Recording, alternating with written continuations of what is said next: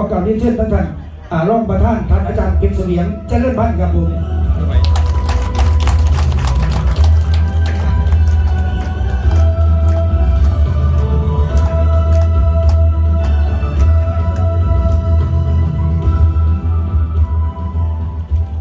เจ้าถือว่าสบายดีเป็นทางการเนาะ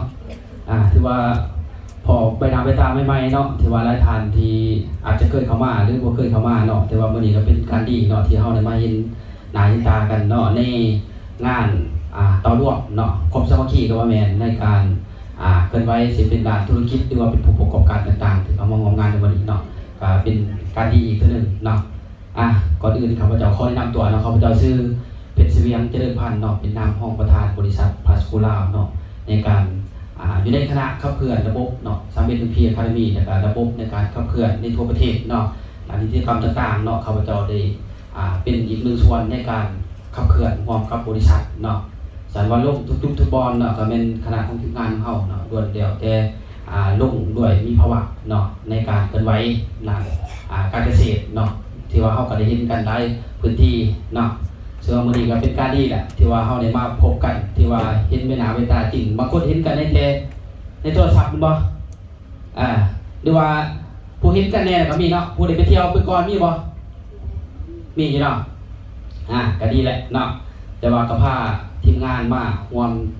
ในงานดื่มเนาะเพื่อว่าให้เขาเห็นความเป็นจริงในบริบทของบริษัทของเฮานี้เนาะสั่นเพื่อให้เวลาของเฮาไปตามเวลาเนาะเพื่อในการเปิดงานเนาะก็คือการแสดงความนับถือเนาะมายังประธานบุญทงพาพรเนาะเป็นนามของประธานบริษัทพาสคูล่าได้เป็นคณะของบริษัทโดยตรงเนาะแล้วก็ฮักแพงมายังบรรดาผู้นำเนาะแล้วก็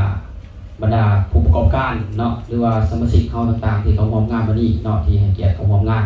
แล้วก็ในการร่วมงานเท่านี้เนาะก็ให้ทุกท่านเนาะเก็บเอาข้อมูลต่างๆของบริษัทของเนื้อเล่าเนื้อในนโยบายต่างๆนี้ที่ทางบริษัทเขาจะสื่อสารให้เห็นเนาะในการ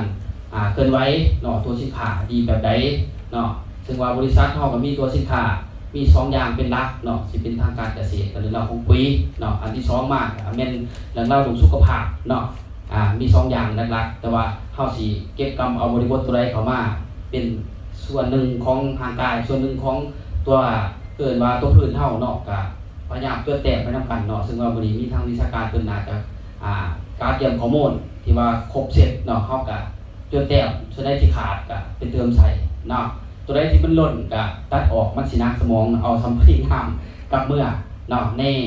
การเคลื่อนไหวของเฮาแหละเนาะในการเคลื่อนไหวตามพื้นที่ของเฮาเนาะส่วนก่อนจะเข้าในของงานเนาะข้าพเจ้าก็สิ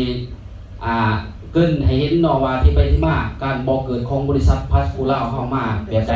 เนาะเบื้องต้นในรูปแบบของบริษัทเฮานี้เนาะและการบริษัทเฮาเริ่มเติบโตเป็นยังไงเนาะอยากให้ทุกท่านมีความเข้าใจเนาะว่าบริษัทพาสโกเนาะมันเป็นบริษัทบ่แม่นว่ามาลำมาลอยเนาะ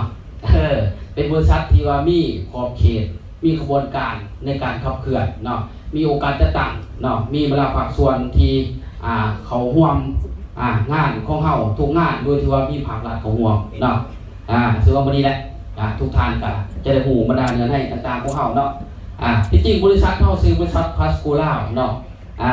ค้าออกค้าเขาเป็นค้าเพียงคนเดียวเนาะสำนักงานตั้งอยู่วัดแก้วสัมพันธ์นครปากเสนี้เนาะซึ่งว่าหลายท่านอาจจะเห็นอาจจะหูแล้วก็มีเนาะแต่ว่าการผู้ที่ว่าท่านมากเราสุขภาพตื่นเนาะมื้อนี้ข้าพเจ้าสิเกินเรื่องไปใส่บ่ได้บ่ล้นเนาะประมาณ10 กว่านาทีที่ทราบนี่เนาะฉันว่าบ่เกิดเนาะก็คือเบื้องต้นเนาะบริษัทพาสโกเบอร์ไวเป็นบ่เกิดของพาสโกล่าเนาะเป็นเบื้องต้นที่ว่าเฮาได้ดำเนินธุรกิจร่วมกันเนาะซึ่งว่าปัจจุบันเคลื่อนไหวได้4 ประเทศเนาะมีไทยมีลาวมีกัมพูชาเมียนมาเนาะ4 ประเทศซึ่งเขามีด้านเอกสารที่ว่าครบเสร็จเนาะทุกประเทศจะมีเอกสารนิติกรรมต่างๆที่ห้องหับแต่ละกฎหมายของแต่ละประเทศเนาะซึ่งในนี้มีทั้งท่านบอสอิสราเอลเนาะ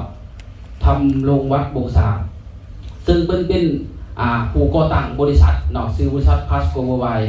จากนั้นก็มีทั้งท่านธนพรมุกกำไรเป็นครอบครัวของเพิ่นเนาะเป็นการดูแลบริหารร่วมกันเนาะเป็นช่องทางเนาะส่วนว่าบริษัทคอยเติบโตไปเนาะคอยเติบโตไปเรื่อยแล้วก็เพิ่นเนาะก็มีการเคลื่อนไหวเนาะในหาบริษัทเนาะมีหาบริษัทเนาะแต่ละบริษัทเนาะที่ก็เกิดขึ้นมาก็ล้วนแล้วแต่ทางบอสอิสราเอลเป็นผู้ก่อตั้งเนาะเป็นผู้ก่อตั้งเนาะในการบริหารเนาะสิเป็นบริษัทเกี่ยวกับไลฟ์สไตล์เนาะจังซี่ต่อมาก็บริษัทพัสโกโบไวต่อมาก็บริษัทโกเดมอนต่อมาบริษัทนางฟ้าอินเตอร์ต่อมาบริษัทเก่าเกษตร EC เนาะหาบริษัทที่เพิ่นตั้งมาแล้วเนาะซึ่งว่าโมเมนต์แต่บริษัทเดียวเนาะที่เพิ่นได้เฮ็ดหลักธุรกิจไฟนี้ฉันว่าความมั่นคงเป็นชัดเจนอยู่แล้วเนาะต่อมาก็มีทางธนพรเนาะซึ่งเป็นครอบครัวเพิ่นไปดูแลเช่นเดียวกันเนาะดูแลเรื่องธุรกิจเช่นเดียวกันเนาะแต่ว่าเพิ่นจะเก่งคนละอย่างผู้นึงเก่งเรื่องการเกษตรเนาะสุขภาพพืชผู้นึงเก่งเรื่องสุขภาพคนเนาะแยกกันไปเพราะว่าเพิ่นบุตรีเพิ่นก็จบก็คือเกี่ยวกับแพทย์แผนไทยว่าซะตัวนี้เนาะเพิ่นจบไฟตัวนี้จังหวัดไหนมาผ่านกระบวนการตัวนี้เนาะแล้วก็ผลิตยาออกมากินเองจนรู้สึกได้ว่ามันดีและตอบโจทย์เนาะจังหวัดได้ว่าเอาออกมาจำหน่ายทูท้องถิ่นเฮาให้ช่วยเสริมสร้างเนาะตัวนี้เรื่องสุขภาพเป็นหลักเนาะ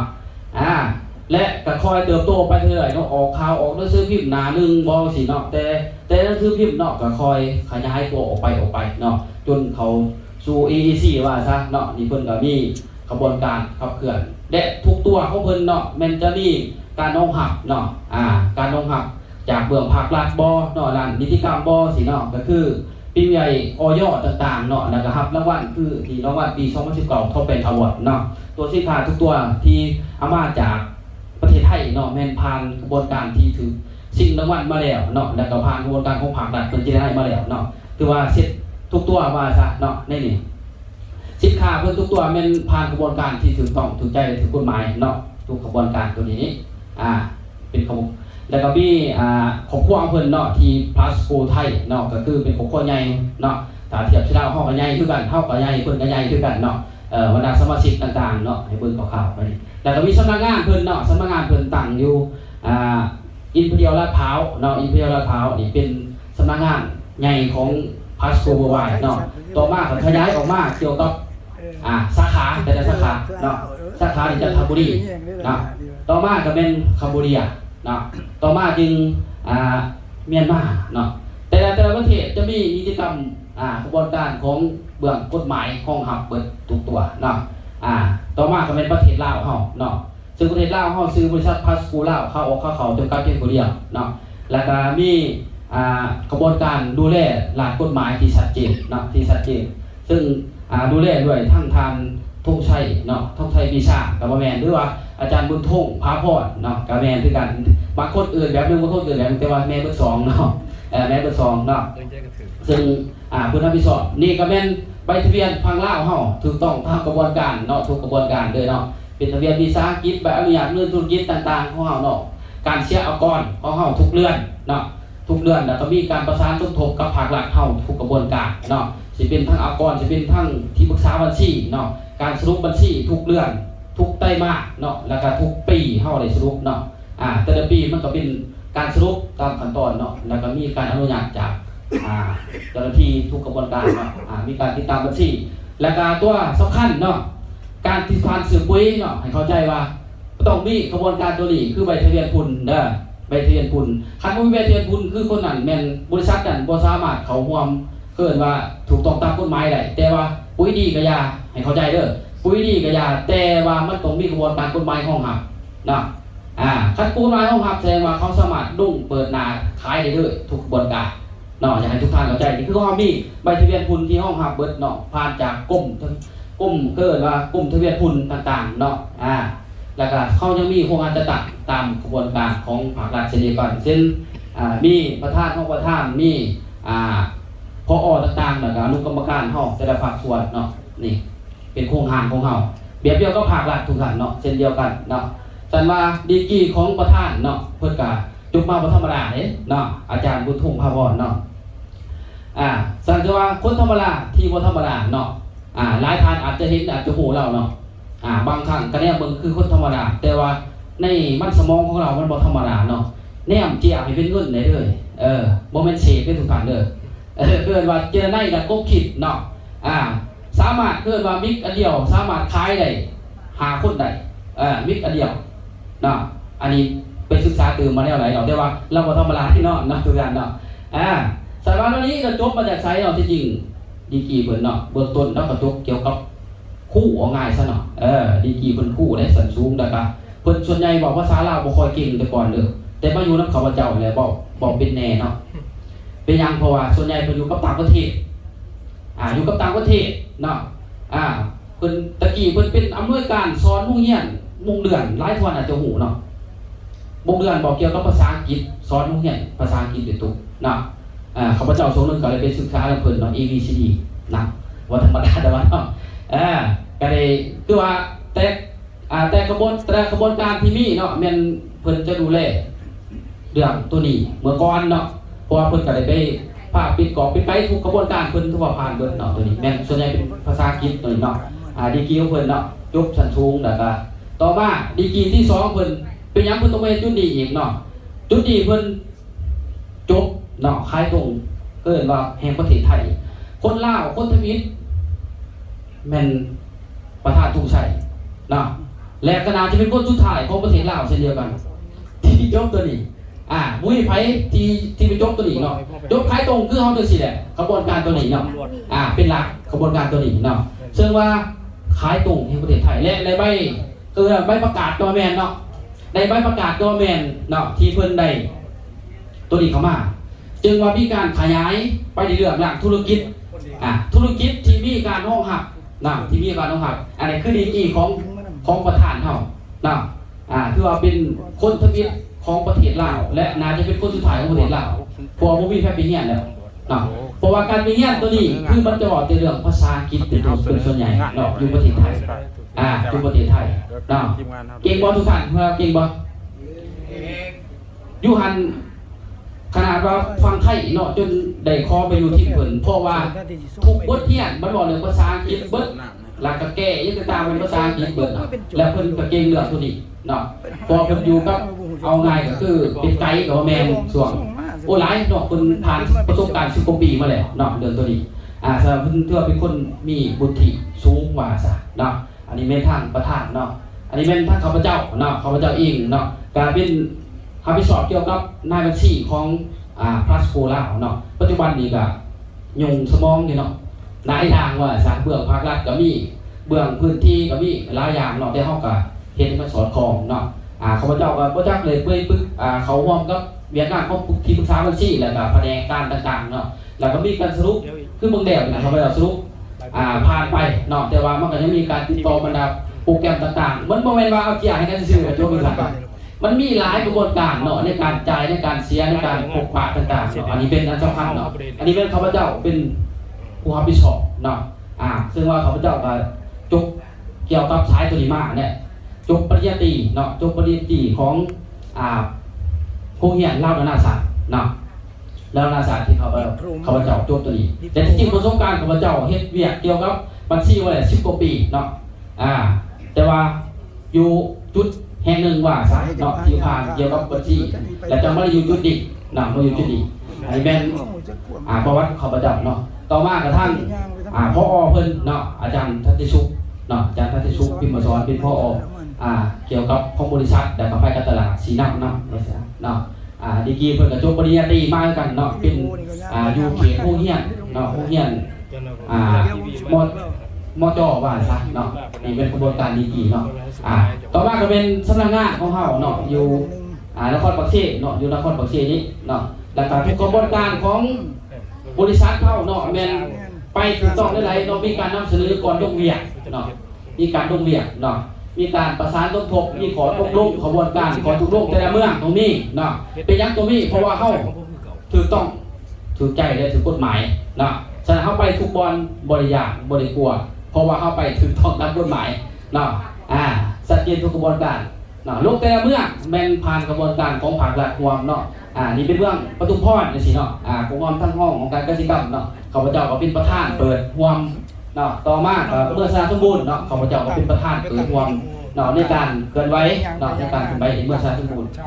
ต่อมาก็เป็นเมืองอย่างเมืองทาแดงมีทางประธานเองไปเปิดเมื่อก่อนเนาะนี่เป็นห่วงกระบวนการในทั้งสมาชิกเข้าทุกกระบวนการนี่แหละเนาะต่อมาจะเป็นเมืองปากซอง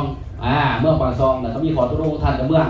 ที่ชัดเจนจึงว่าได้ลงเคลื่อนไหวตามกระบวนการของเขานี่เนาะในนี้เขาลงแบบใดเขาลงจะมีตัวสินค้าเนาะตัวสินค้าของบริษัทเท่านี้แหละเป็นตัวลงจะเป็นสินค้าละจะเป็นตัวการเกษตรเนาะตัวปุ๋ยเนาะมีปุ๋ยมีแต่ปุ๋ยหนักแล้วจากนั้นก็มีตัวสุขภาพเนาะตัวนี้มาเสริมช่วยกันเนาะของบริษัทปัตโกเนาะแล้วก็มีออยทุกตัวเนาะทุกท่านน่าจะเข้าใจแล้วครับว่าออยเนาะเข้าใจบ่ออยเข้าใจบ่ออยเอกสารอย่างยืนต่อหน้ากฎหมายเนาะสินค้าทุกตัวตรงนี้เนาะ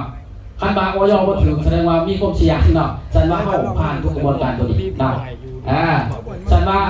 นี่ตัวร้านเข้าก็คือตัวปุ๋ยเนาะปุ๋ยเก่าเกษตรนาโนนี้เนาะซึ่งว่าบ่ดีแหละทุกท่านก็ได้ข้อมูลความรู้เนาะเรื่องราวของตัวปุ๋ยมันดีอีหยังใส่แล้วเป็นจังไดเนาะแล้วก็มีข้อคือว่าแก้ปัญหาได้แน่แล้วก็ตัวใดจุดเสียตัวใดจุดบ่เสียเนาะมันจะมีตัวนี้ไปช่วยแก้ไขแบบใดเนาะซึ่งว่ามีวิชาการเนาะที่ว่าจะขึ้นมาบรรยายเกี่ยวกับตัวปุ๋ยของเราแหละทุกท่านเนาะสิเป็นทั้งเบ็ดและนำเนาะนำก็มีหลายสีแก้ไขปัญหาอย่างเนาะวันนี้ทุกท่านอาจจะได้ข้อมูลเป็นเต็มที่เนาะในการรับข้อมูลเนาะสันบัตสินค้าทุกตัวเฮานี่ว่าดียังไงเนาะแล้วก็มันถูกต้องตามกฎหมายของเฮาผ่านกระบวนการตัวนี้เบิดเด้อทุกท่านเนาะผ่านบทวิจัยใบยังยืนบทวิจัยเนาะบ่ต้องซีเรียสเนาะในการใส่ปุ๋ยเฮาเนาะแต่ว่าวันนี้จะรับเอาข้อมูลเต็มที่เนาะข้อมูลเต็มที่เลยในกระบวนการเกิดว่าให้พืชกินแบบไรที่ว่าบ่ต้องซีเรียสเนาะถือใจว่าซะทุกทานซื้อปุ๋ยไปเนาะบ่แม่นว่าเฮาสิกินแม่นบ่หรือไผกินพืชกินเนาะว่าฉะนั้นต้องถือใจเฮาหรือว่าสิถือใจพืชเนาะเดี๋ยวมื้อนี้เนาะเพิ่นสิสวนเฮาคิดว่าควรสิถือใจไผเนาะถือใจแม่ใหญ่ข้างเฮือนบ่หรือว่าถือใจแม่ใหญ่กับเฮือนเนาะเดี๋ยวมื้อนี้เพิ่นสิให้ข้อมูลไปเนาะแต่ว่าบริษัทเท่านี้นอกจากตัวสินค้าต่างๆแล้วเนาะเขายังมีบรรดาโครงการจับมือระหว่างนักธุรกิจหรือผู้ประกอบการเนาะในการนำพาเที่ยวเนาะพาสคูล่าพาเที่ยวเนาะหลายท่านอยู่นี่อาจจะเคยเที่ยวแล้วนาจะหูเนี่ยแต่หลายท่านอาจจะบ่เคยได้ไปเนาะการเลยแปลกๆใกล้ยังไงวะเที่ยวเนี่ยใดเป็นจังไดนี้เนาะเดี๋ยววันนี้แหละมันจะเห็นว่าโครงการซุ่มนักการเฮาสิมีรูปแบบได้เข้ามาเนาะนี่คือผู้ใดได้ว่าได้มีคือว่าผ่านการโปรต่างๆเนาะมีขึ้นไหมครับไปผ่านโปรต่างๆเขาเนาะนี่คือผ่านการไปเที่ยวแล้วไปเที่ยวสิได้ทุกท่านเนาะไปเที่ยวสิเนาะเขาจะเห็นในสิเนาะไปเที่ยวสิพาสโคล่าพาเที่ยวเนาะเข้าซ้ำเดียวกับบริษัทน้ำทั่วแต่ว่าเนาะบ่ธรรมดาแต่ว่าเนาะอันนี้แม่นดีกรีของพาสโคล่าเขาบ่ธรรมดาเนาะคราวนี้อยากไปว่าทุกท่านอยากไปว่าดีบ่ถามพี่นั่นนี่เด้อดีแหละเนาะแต่ว่ามื้อนี้แหละเฮาก็สิได้ฟังข้อมูลต่างๆเนาะในการไปเที่ยวในการใส่ปุ๋ยต่างๆนี้เนาะซึ่งว่านี่มันก็มีกิจกรรมลงเพื่อขอเครือเพศต่างๆนี่ก็จะได้ทุกท่านก็จะเห็นด้วยกันเนาะสันว่าอยากให้ทุกท่านต้องก้มขอใจในเรื่องบริบทในการร่วมงานเนาะแล้วเอาข้อมูลต่างๆในบทที่ทางประธานเนาะหรือว่าทางคณะของเฮาอาจจะสื่อสารให้เห็นแด่หูมื้อนี้นี่เนาะเพราะว่าในข้อมูลต่างๆนี้เป็นข้อมูลที่สำคัญเนาะปุ๋ยดีสังเนาะแล้วก็ตัวสุขภาพมันมีอย่างดีแน่แก่ร่างกายเฮามื้อนี้เนาะทานจะได้รับข้อมูลเต็มที่เนาะในบรรดาข้อมูลต่างๆเนาะอยากฟังอยู่บ่ทุกท่านพร้อมอยากฟังกับเพิ่นอยู่บ่คือคอยเนาะอยากฟังอยู่บ่ถือปึ้มมาอยู่บ่ใส่ป้ายอยู่กับไทยมีป้ายไทยรูปอยู่จดแต้มนำเนาะเอาโทรศัพท์ถ่ายนำเดี๋ยวมันสิขึ้นมาบรรยายให้ฟังเนาะบรรดาข้อมูลที่ว่าทานอาจจะบ่เคยพบหรือบ่เคยของมาเคยแต่บ่เคยเห็นมาก่อนเนาะแล้วพอดีทานจะได้รับฟังไปนำกันเนาะก็ถือว่าข้าพเจ้าก็เกิดในสิ่งที่บริษัทเฮาว่ามีความมั่นคงแบบใดจังไดเนาะทุกท่านที่ว่านี่เชื่อมั่นได้เลยว่าบริษัทเฮาเป็นบริษัทที่มีความ มันคงและเชื่อมันต่อหลักกฎหมายที่ชัดเจนแน่นอนเนาะฉันว่าในเวลานี้เนาะก็คือว่าอยากให้ทุกท่านเนาะกาเกียมพร้อมๆเนาะ